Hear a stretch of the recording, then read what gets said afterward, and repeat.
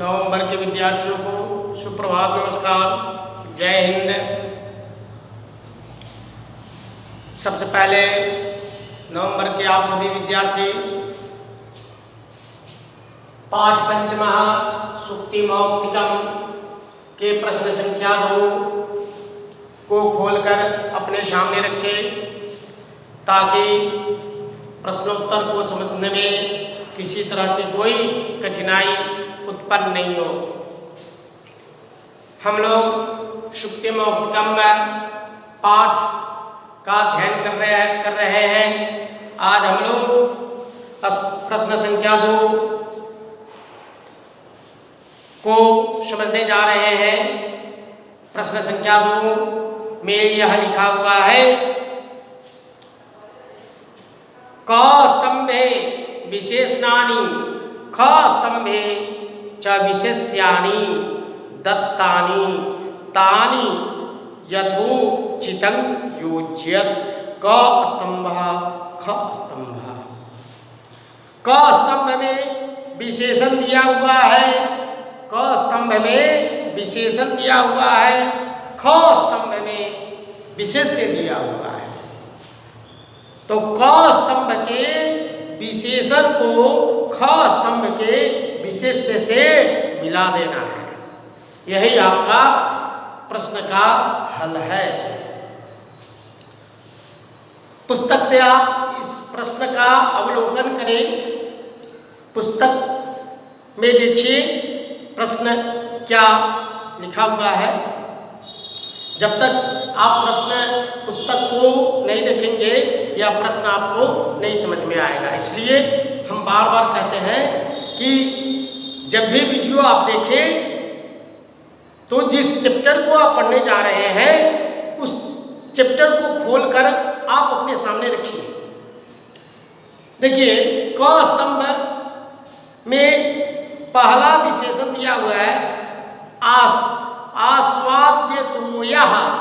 आस्वाद्य तोयः, आस्वाद्य तोयः का विशेष्य क्या होगा? तो आस्वाद्य तोयः का विशेष्य होगा नद्यः, नदी, नदियां। अब ख विशेषण पद है गुण युक्तः, गुण से युक्त। अब गुण युक्तः का स्तंभ ख से विशेष्य क्या होगा? दरिद्र। ग विशेषण है दीनस्य पूर्वार्ध भिन्ना। अब इस पद का विशेष्य क्या होगा? तो दीनस्य पूर्वार्ध भिन्ना का विशेष्य होगा खलानां मैत्री, दुष्टों की मैत्री। घ स्तंभ क का ख विशेषण है दीनस्य प्राणार्थ भिन्ना। दीनस्य प्राणार्थ भिन्ना, इसका विशेष्य होगा सज्जनानां मैत्री। इस तरह से प्रश्न संख्या 2 आप हल कर चुके हैं, समझ चुके हैं। अब प्रश्न संख्या 3 आप देखिए। प्रश्न संख्या 3 में यह लिखा हुआ है कि अधोलिखितयोः श्लोकद्वयोः आशयं हिंदी भाषया आंग्ल भाषया वा लिखत। नीचे लिखे गए दोनों श्लोकों का, श्लोक द्वयोः माने दोनों श्लोकों का आशय भावार्थ हिंदी भाषा में या अंग्रेजी भाषा में लिखे तो संस्कृत का आप ज़्यादा अच्छा होगा हिंदी भाषा में ही भावार्थ लिखे। तो यह श्लोक, इस श्लोक का भावार्थ पूर्व में पाठ को पढ़ाने के क्रम में पढ़ चुके हैं। फिर भी प्रश्न के दौरान, प्रश्न के क्रम में पुनः इस श्लोक का भावार्थ आप समझ लीजिए। श्लोक संख्या क में दिया हुआ है, आरंभ गुरुवी क्षयिनी क्रमेण लद्वी पुरा वृद्धिमती च पश्चात् दीनस्य पूर्वार्ध प्राणार्ध भिन्ना छायेव मैत्री खल सज्जनाना। कहाँ से श्लोक लिया गया है? नीति शतक से यह श्लोक संकलित है। इसका भावार्थ आप देखिए। दुष्टों और सज्जनों की मित्रता में अंतर स्पष्ट करते हुए आचार्य भर्तृहरि कहते हैं। भर्तृहरि कौन थे? भर्तृहरि नीति शतक के लेखक थे। तो आचार्य भर्तृहरि कहते हैं कि जिस प्रकार छाया दिन के आरंभ में क्या होता है? बड़ी होती है तथा धीरे धीरे क्या हो जाती है? छोटी हो जाती है। उसी प्रकार दुष्टों की मित्रता पहले गहरी होती है, बाद में घटती जाती है, घटती जाती है, घटती जाती है, और एक ऐसा समय आता है मित्रता शत्रुता में बदल जाती है।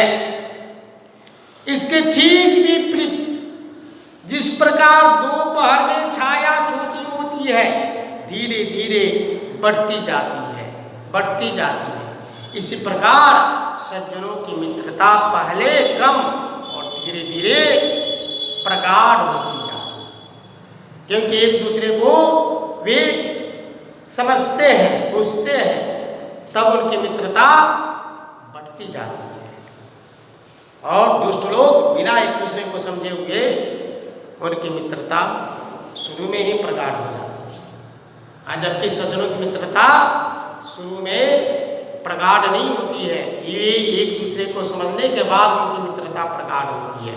यही दुष्टों और सज्जनों की मित्रता में अंतर है। श्लोक संख्या 2 देखिए। प्रिय वाक्य प्रदानेन सर्वे तुष्यन्ति जन्तवः तस्मात् देव वक्तव्यं वचने का दरिद्रता। पुनः इस श्लोक को देखिए। प्रिय वाक्य प्रदानेन सर्वे तुष्यन्ति जन्तवः तस्मात् तेव वक्तव्यं वचने का दरिद्रता। इस श्लोक में प्रिय वचन के महत्व को बताया गया है कि प्रिय वचन का महत्व क्या है। प्रिय वचन बोलने वाले सभी जगह आदर के पात्र होते हैं। इसलिए मुख का भूषण क्या है, मुख का गहना क्या है? शास्त्र में यह लिखा हुआ है कि मुख का गहना क्या है। मुख का गहना है प्रिय वचन को बोलना। कान का भूषण क्या है? कान का भूषण गहना को धारण करना नहीं है। कुंडल को धारण करने से कान की शोभा नहीं बढ़ती। बाली झुमका को धारण करने से कान की शोभा नहीं बढ़ती। कान की शोभा बढ़ती है शास्त्र युक्त वचनों को सुनने से कान की शोभा बढ़ती है।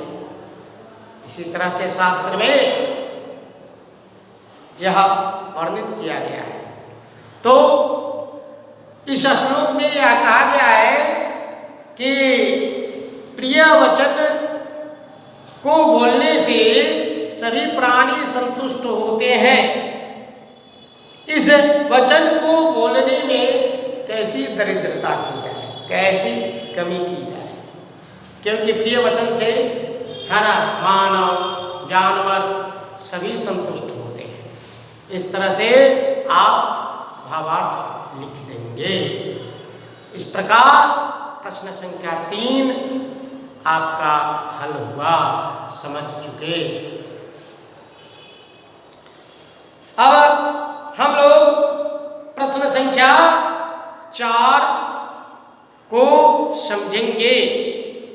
प्रश्न संख्या 4 में यह लिखा हुआ है कि अधोलिखित पदेभ्यः भिन्न प्रकृतिकं पदं चित्वा लिखत।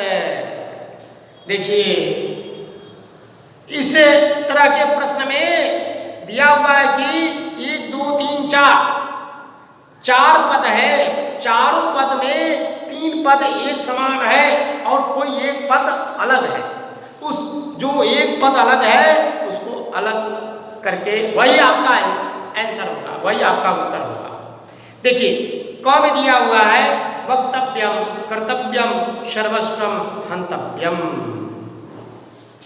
ये वक्तव्यम, कर्तव्यम, हंतव्यम क्रियापद है और ये सर्वस्वम जो है इन तीनों पदों से अलग है, इसलिए आपका आंसर उत्तर सर्वस्वम होगा, जिसका हिंदी सब कुछ होता है। ख देखिए यत्नने वचने प्रिय वाक्य प्रदानेन मरालेन। इस प्रश्न में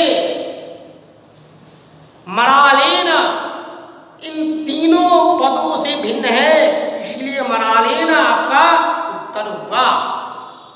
गौ देखिए सुनेताम, अवधार्यताम, धर्मताम, क्षम्यताम। तो आपका इसमें सबसे भिन्न पद है, चौथा पद है धनवताम। 5वां देखिए जंतवः नद्यः विभूतयः परितः, मतलब चारों।